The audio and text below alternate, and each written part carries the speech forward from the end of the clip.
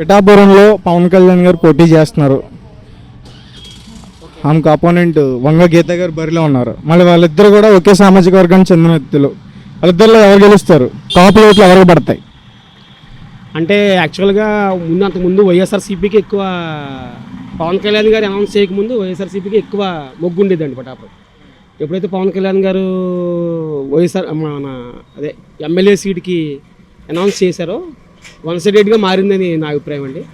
అంటే 90% పవన్ కళ్యాణ్ గారే గెలుస్తారని చెప్పేసి ప్రజల అభిప్రాయం, నా అభిప్రాయం కూడా అదే ఉంది సార్.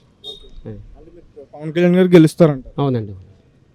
కానీ వర్మ గారు ఆయన సీట్ త్యాగం చేశారు కదా, మరి ప్రజల్లో అసంతృప్తి ఏమైనా ఉంటుందా? అంటే వర్మ గారి అభిమానులు కూడా ఇక్కడ ఉంటారు కదా. వర్మ గారి అభిమానులు ఉన్నా రాజకీయంగా ఆయన పవన్ కళ్యాణ్ గారికి సపోర్ట్ చేస్తానని మనస్ఫూర్తి చెప్పడం, తదనంతరం పవన్ కళ్యాణ్ గారు కూడా క్యాంపెయినింగ్ గట్టిగా చేయడం జరుగుతుందండి. దానివల్ల పవన్ కళ్యాణ్ గారికి ఎక్కువ అవకాశాలు ఉన్నాయని చెప్పచ్చు. ఎన్ని ఓట్ల మెజారిటీతో గెలిచేస్తారు ఇక్కడ? 100% గెలుస్తారు, కానీ పోటాపోటీగానే గెలుస్తారని నా అభిప్రాయం. పోటాపోటీగా గెలుస్తారు. 2 లక్షలు 1 లక్ష అని చెప్తున్నారు, కానీ అంత ఉండదండి. 20,000 నుంచి 30,000 మధ్యలో గెలవచ్చని నా అభిప్రాయం, నా సొంత అభిప్రాయం. అంటే అంత మెజారిటీ ఎక్కువ రాదండి. అంటే వాళ్ళు కూడా వైఎస్ఆర్సీపీ వాళ్ళు కూడా అధికారంలో ఉన్నారు కాబట్టి వదులుకోరు అవకాశాన్ని. ఏ అవకాశాన్ని వచ్చిన అవకాశాన్ని ఎవరు వదులుకోరు. పవన్ కళ్యాణ్ అందులోకి పవన్ కళ్యాణ్ 2 సార్లు ఓడిపోయారు. మరలా ఓడించాలని 2 సార్లు ఓడిపోయారు. 2 చోట్ల ఓడిపోయారు. మరలా ఓడించాలని వాళ్ళకు ఉంటుంది, నెగ్గాలని కసి ఈయనకు ఉంటుంది. కానీ ఏంటంటే పిఠాపురం సరౌండింగ్ చూస్తే ఎక్కువ పవన్ కళ్యాణ్ గారికి అవకాశం ఎక్కువ ఉంది. అంటే రేపు పొద్దున్న పవన్ కళ్యాణ్ గారు గెలిచిన తర్వాత చంద్రబాబు నాయుడు లేకపోతే పవన్ కళ్యాణ్ గెలిపే లేదు అంటే తీసుకోగలుగుతారా జన సైనికులు? కానీ రేపు పొద్దున్న పవన్ కళ్యాణ్ గారు పిఠాపురం నుంచి గెలిచిన తర్వాత అసలు పవన్ కళ్యాణ్ లేకపోతే తెలుగుదేశం ఎక్కడ ఉందండి చెప్పండి సార్? కిందికి పడిపోయిన దాన్ని పవన్ కళ్యాణ్ గారు నేను ఉన్నా అని చెప్పి ల్యాబ్ తీశారు. ఇప్పుడు పవన్ కళ్యాణ్ గారే సపోర్ట్ చేయకపోతే తెలుగుదేశం ఎక్కడ ఉందండి? చెప్పండి ఒకసారి మీరు. మనం వాస్తవం మాట్లాడుకోవాలి. అంటే ఇప్పుడు చాలా మంది కూడా సీఎం అని చెప్పేసి ఇప్పుడు కూడా జనసైనికులకు ఉన్నారు అంటున్నారు. ఇప్పుడు నేను తీసుకున్నా వాళ్ళ దగ్గర కూడా 23 సీట్లు, అందులో 2 సీట్లు మళ్ళీ త్యాగం చేశారు. వాళ్ళతో పవన్ కళ్యాణ్ గారు సీఎం ఎలా అవుతారు నాకు అర్థం కావట్లా. అది అసాధ్యం సార్. ఇప్పుడున్న పరిస్థితులను బట్టి కొంచెం పుంజుకున్న తర్వాత నెక్స్ట్ ఎలక్షన్స్కి ఆయన సీఎంగా అవే ఛాన్సెస్ ఉన్నాయండి. ఇప్పుడైతే ప్రస్తుతం మరి సీట్లు తక్కువ కదండి. నెక్స్ట్ ఎలక్షన్స్కి సింగిల్గా పోరాడతారా? సింగిల్గానే వస్తారండి. ఇంకా నాకు కూడా అదే తెలుసు అండి. అంటే నా అనాలిసిస్ ప్రకారం నెక్స్ట్ ఎలక్షన్ సింగిల్గా వస్తేనే తను సీఎం అవడానికి అవకాశం ఉందండి. ఎందుకంటే ప్రస్తుతం రాష్ట్రంలో వైసీపీ గాలి ఎంత ఎవరనుకున్నా గట్టిగానే ఉందండి. వైసీపీ గాలి కూడా వాస్తవం, అది నిజం. అది కూటమితో పోల్చుకుంటే బలంగానే ఉంది. బలంగా ఉందండి, చాలా బలంగా ఉందండి. 120 సీట్లతో అలా రావచ్చని నా అభిప్రాయం అండి, నా ఓన్ సొంత అభిప్రాయం. అంటే ఈ నియోజకవర్గం విషయం పక్కన పెడితే మిగతా వాటి గురించి మాట్లాడుకుంటే వైఎస్ఆర్సీపీ పార్టీ 120 వాటితో వస్తుంది. బాగా ఎక్కువగా ఉందండి ప్రస్తుతానికి అయితే. మనకైతే ఇక్కడ ఇదే ఉందండి. ఓకేనా, థ్యాంక్ యూ. నమస్తే అండి. నమస్కారం. మరి ఈసారి పిఠాపురంలో పవన్ కళ్యాణ్ గారు పోటీ చేస్తున్నారు కదా, గెలిచే అవకాశాలు ఉన్నాయా? 100% ఉన్నాయండి. పవన్ కళ్యాణ్ గారు ఎందుకు చేస్తున్నారు అంటే పోటీ ఇలా ఎంతోమంది వర్మ గారు చేస్తారు అనుకున్నారు, కానీ ఒక అధినేత పిఠాపురం అడిగారు కాబట్టి ఆయన కూడా వెనక్కి తగ్గి మద్దతు వర్మ గారు ఫుల్ సపోర్ట్ చేస్తున్నారు. ఈరోజు పవన్ కళ్యాణ్ అన్న వ్యక్తికి ఒక లీడర్కి ఆయన కంపల్సరీ వేయాలి. మా కార్యకర్తలు అందరినీ మొత్తం అందరినీ ఆయన కార్యకర్తలు అందరితో ఇదే మీటింగ్ పెట్టి చెప్తున్నారు.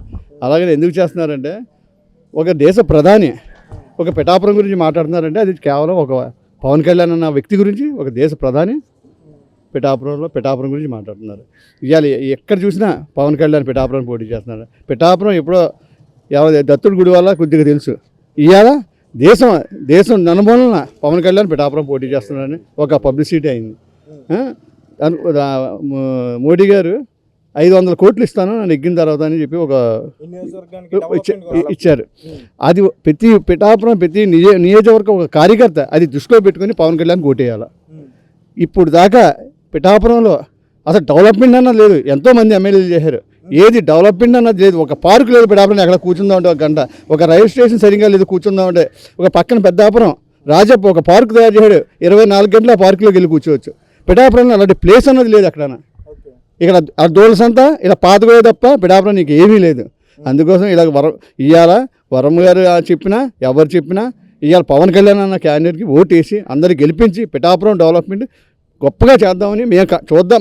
మా పిల్లలు మేము కాకుండా మా పిల్లలు కూడా చూడాలని కోరుకుంటున్నాం. నమస్తే అన్న. నమస్తే. అయితే పవన్ కళ్యాణ్ గారు పిఠాపురం నియోజకవర్గం నుంచి పోటీ చేస్తున్నారు. ఇక్కడ ఎమ్మెల్యే అభ్యర్థిగా ఉన్న టీడీపీ పార్టీ నాయకులు వరమ్మ గారు ఆయన సీట్ని అయితే త్యాగం చేశారు.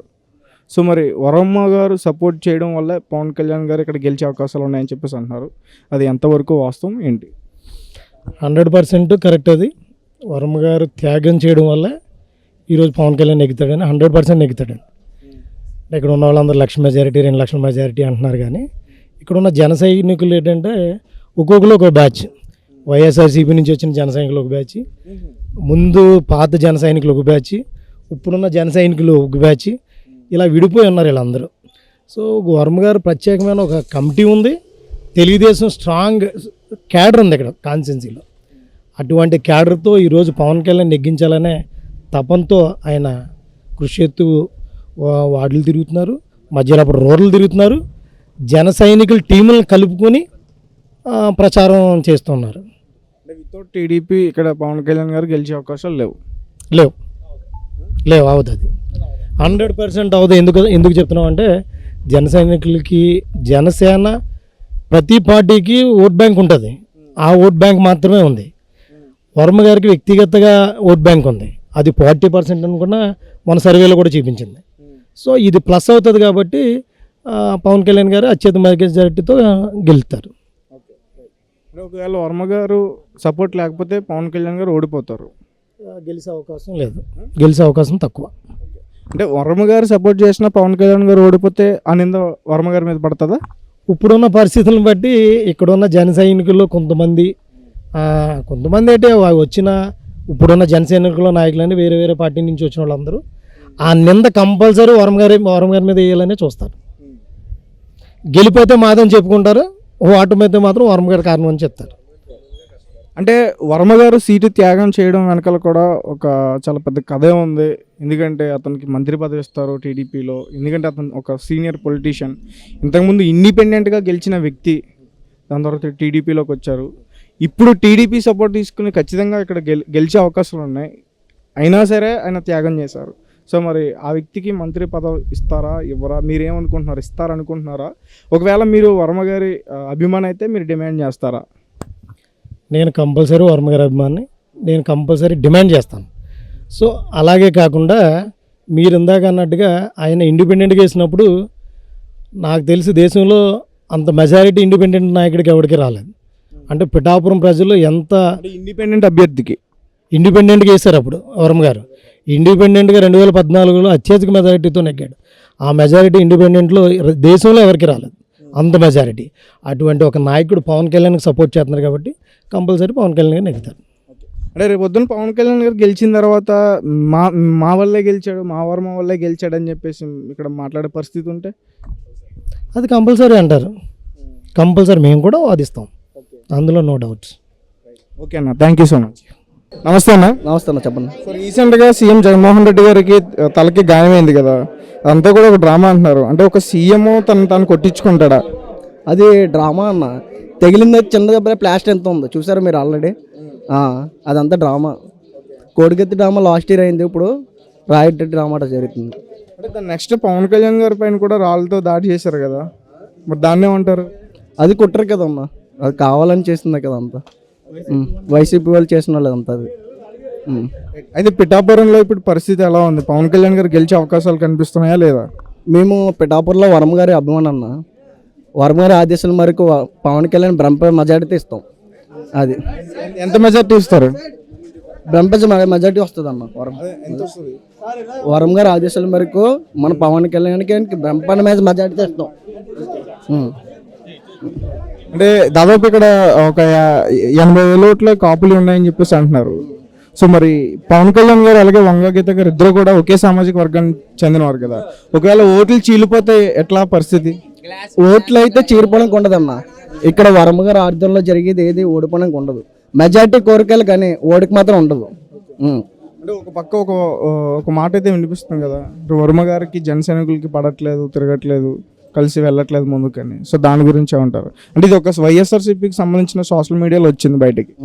అది ఫస్ట్లో అందరికీ ఒక అనుభవం ఉందన్న. ఒక్కసారే మన పవన్ కళ్యాణ్ గారు వచ్చి వరం గారి చేతిలో పెట్టి మా గెలుపు మీ చేతిలోనే ఉందని చెప్పారన్న.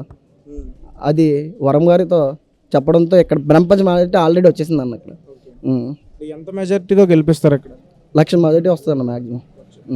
ఉండడం 2,50,000 ఓట్లు ఉన్నాయి కదా, ఇందులో 1,00,000 మెజారిటీ వచ్చిందా? మరి ఇక్కడ ప్రజలు కూడా పవన్ కళ్యాణ్ గారు రావట్లేదు, తిరగట్లేదు అని చెప్పేసి అసంతృప్తితో ఉన్నారంటగా. పవన్ కళ్యాణ్ వస్తారన్న. ఆల్రెడీ వరం గారు తిరుగుతారంటే పవన్ కళ్యాణ్ తిరిగినట్టే. ఆల్రెడీ సగం గెలుపు అయిపోయిందన్న. ఇంకా చూసుకోకర్లేదు. అంటే గత ఐదేళ్లలో ఇక్కడ చేసిన అరాచకాలు ఏంటి? గత 7 అంటే ఇప్పుడు టీడీపీ ప్రభుత్వంలో వచ్చే ఉద్యోగాలు ఉన్నాయన్న. వైసీపీ రాగానే ఉద్యోగాలు తీస్తారు. అందులో నేను కూడా ఉన్నాను. నేను మున్సిపాలిటీలో చేసేవాడిని. యాక్చువల్లీ వరం గారు ద్వారా టీడీపీ ప్రభుత్వంలో నాకు జాబ్ వచ్చింది. వైసీపీ రాగానే నా ఉద్యోగం కూడా తీస్తారు. వైసీపీలో అంత కిరాకాల అలచలు కూడా జరిగాయి అన్న. ఇప్పుడు ఏం చేస్తున్నావు ప్రజెంట్? ఏంటన్నా ప్రజెంట్ అయితే నేను ఖాళీగా ఉన్నాను అన్న. నా ఉద్యోగరీత్యాగా నా ఉద్యోగం తీశారు వైసీపీ వాళ్ళు. మళ్ళీ మా ప్రభుత్వం వచ్చిన తర్వాత కంపల్సరీ నా ఉద్యోగం నాకు వస్తుంది అన్న. నేను మున్సిపాలిటీలో గత తెలుగుదేశం ప్రభుత్వంలో నాకు మున్సిపాలిటీలో జాబ్ వచ్చిందన్న. వైసీపీ రాగానే నా ఉద్యోగం తీస్తారు. మళ్ళీ మా ప్రభుత్వం రావాలి, నా ఉద్యోగం రావాలన్న. ఒకవేళ పైన ప్రభుత్వం రాకపోయినా పిఠాపురంలో పవన్ కళ్యాణ్ గారు వస్తారన్న. పైన కూడా ప్రభుత్వం చంద్రబాబు వస్తారన్న పక్క.